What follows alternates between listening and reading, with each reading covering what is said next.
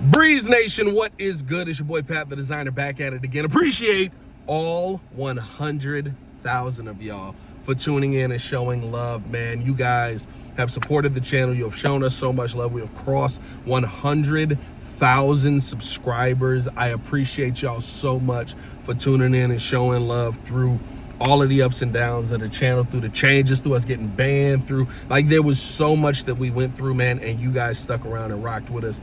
That means the world to me. We will be throwing a 100K party.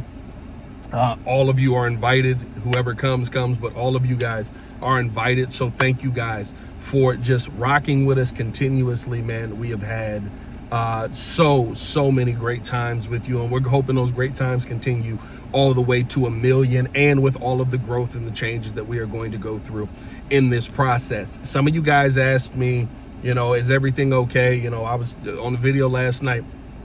I was a little bit disjointed and dealing with some things, and so I don't want to leave y'all in limbo.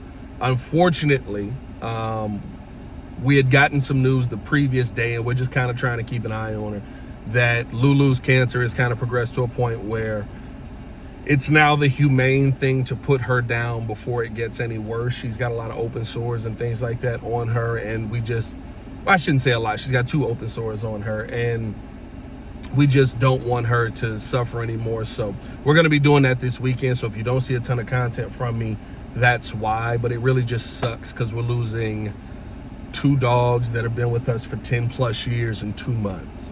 And so that's kind of what I was dealing with last night. It wasn't nothing with, it is with family. I mean, but it wasn't like, you know, a person dying or some stuff like that. So I'm not okay, but we're gonna be okay. You know what I mean? It's one of those situations. Thank you guys for the love, the support, all of that.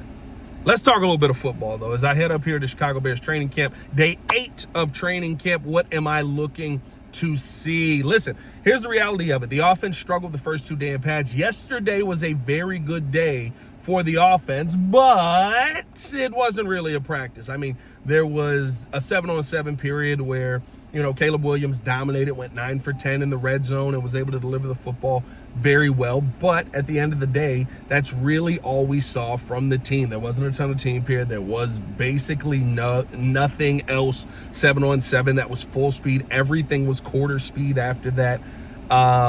But it was good to see the offense thriving in that manner. It was good to see the offense able to have success in that manner. And hopefully that success carries into today. That's the most important thing. How do you carry it over to when you have real pads on, when it is live? And I talked about it yesterday, right? Even on the worst days, the offense has been able to move the football, but there is a difference in being able to move the football and actually being able to take advantage of a defense that realistically, getting back TJ Edwards, very good to see. Hopefully we see some more from him today, and he's out there during the team periods, but a defense that you should be able to take advantage of.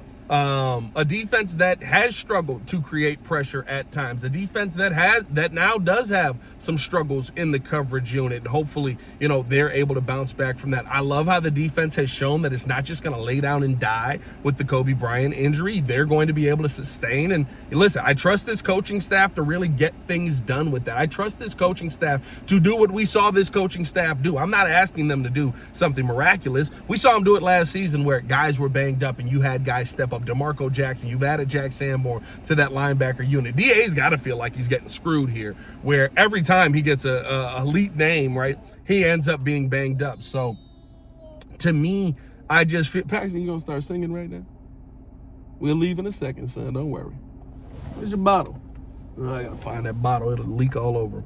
But no, man, like I honestly, I'm just looking at today as a day to see, okay, how does the offense bounce back from some struggles in the first 2 days in pads, and hopefully we see them go out there with a little bit more competitive, I don't want to say competitive fire, because they've had competitive fire. Even on the bad days, it's just, they weren't synced up, and I keep saying this, right? It's install still. They're going through, they're learning new things, they're trying to add to the offense, they're figuring out what's going to work and what's not going to work, and by the time we start to get to usually preseason week 2 or 3, that's when you start to see what the offense generally is going to look like. Hopefully we see that come together, and today is a smoother day.